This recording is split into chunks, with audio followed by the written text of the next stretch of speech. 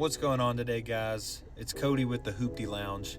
Wanted to take a second and maybe not talk about my Lincoln Mark 8 today and talk about something I've been thinking about, which is, reliability of older vehicles and how much cheaper it is to repair older vehicles. And I want to do that by talking about my daily driver, my 2009 Ford Escape. That you see in the thumbnail. Gosh, it's beautiful.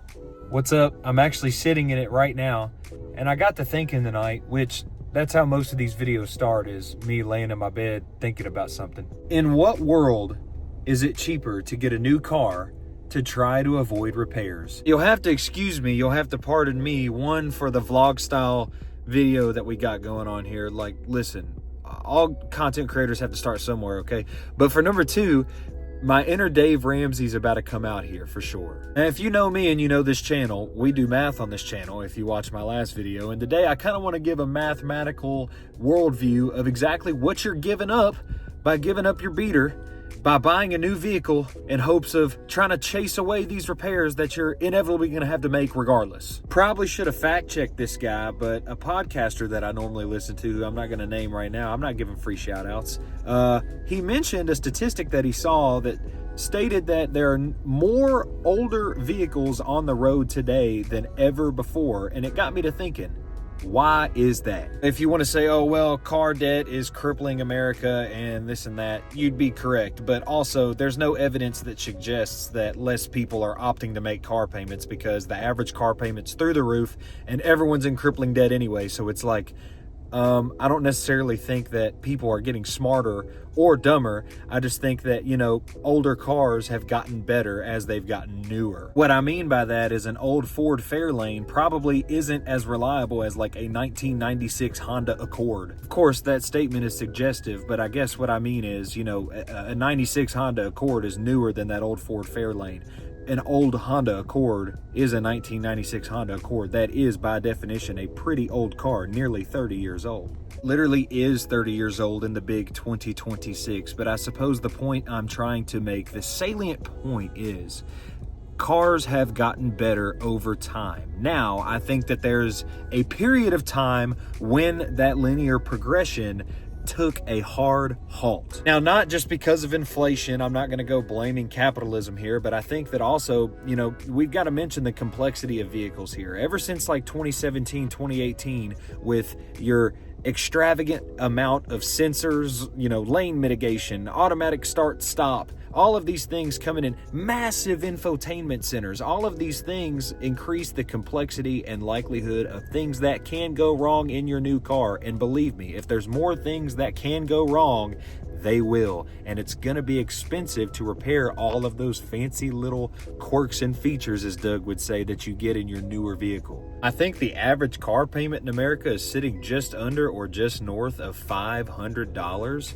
I own an older Ford Escape, and most major repairs that I make on this thing, let's say I make 2 or 3 of them a year, half the time I don't even think they cost more than $500. Now, ignore this check engine light. It's just for a sensor that's not really pertinent to driving functionality or gas consumption.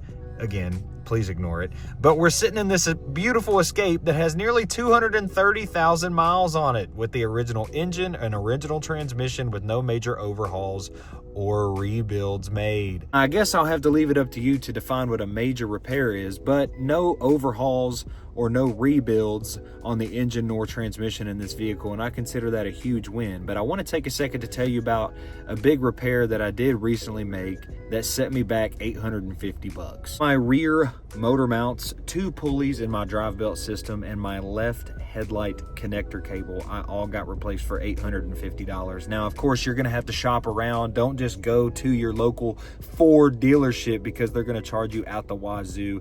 I got all of these things repaired by a very trusted local mechanic in my area for $850, and it was a very quick turnaround. Again, guys, shop with who you know and take time to get quotes from multiple different places so you don't get scammed and you don't get poor service. Personally, I'll take having to spend $850 every 2 or 3 years over having to spend $850 every single month on some fancy truck that, when it finally does decide to crap the bed, I'm going to have to spend $12 grand for a major repair on it, because it's super fancy and it's it's way more than I'll ever really need. Final point that I want to make in this video is, guys, basic maintenance will keep your car on the road. No car is just inherently unreliable as soon as it rolls off the assembly line.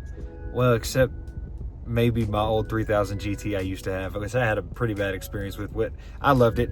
Nonetheless, that doesn't matter. But I think that what matters here is, guys, service your transmission every 30,000 miles. Change your spark plug every 25.